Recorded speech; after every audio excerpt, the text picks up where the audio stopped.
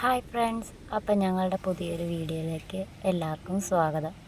ഇന്ന് കാണാൻ പോകുന്നത് മണിമലയാറും ചിറ്റാറും തമ്മിൽ സംഗമിക്കുന്ന ഒരു ഇടമാണ് കാണിക്കാൻ പോകുന്നത്. അപ്പം അതുപോലെ ചെന്നപ്പോൾ തന്നെ ചെടി കണ്ടപ്പോൾ എൻ്റെ കണ്ണിലേക്ക് പെട്ടെന്ന് ആകർഷിച്ചു. ഞാൻ ചെന്നു അതിൻ്റെ കൂടെ ഫോട്ടോയൊക്കെ എടുത്തു. അന്നപ്പോഴാണ് കണ്ടത് അതിനകത്ത് ചെറിയ വിത്തുകളുണ്ടെന്ന്. പെട്ടെന്ന് ഞാനത് പറിച്ചെടുത്തു. നമ്മൾ ഈ ചെടിഭ്രാന്തൊക്കെ ഉള്ളവർ എവിടെ പോയാലും ഇതുപോലെ ചെടികളൊക്കെ കിട്ടിയാൽ വിടുവോ?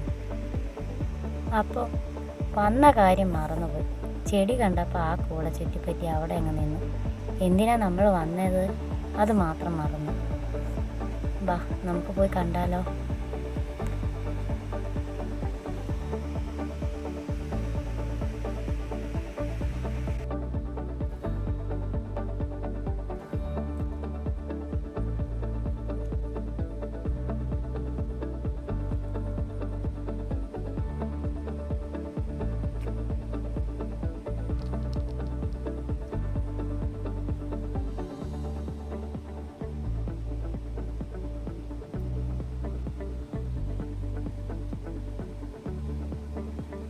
ഈ വഴിയിലൂടെ നടന്നാൽ മനസ്സൊന്ന് ശാന്തമാകും.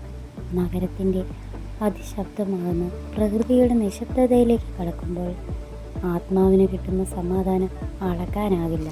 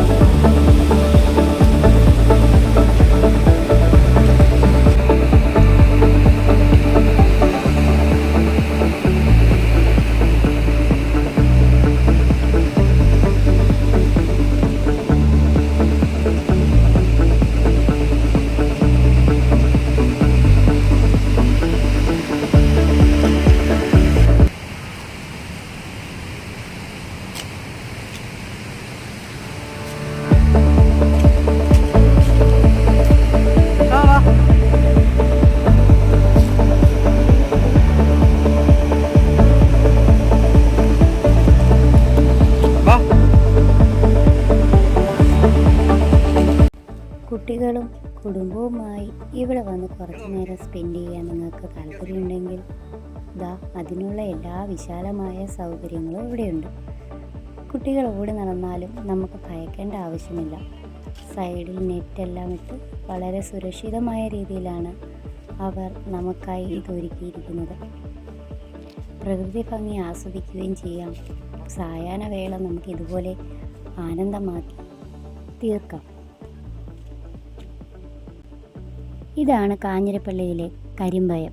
നമ്മുടെ നാടിൻ്റെ ഹൃദയത്തിൽ ഒളിച്ചിരിക്കുന്ന ഒരു രത്നം പോലെ പുഴയുടെ വെള്ളം മൃദുവായി ഒഴുകുന്ന ശബ്ദം കേട്ടാൽ മനസ്സും സമാധാനമാകും.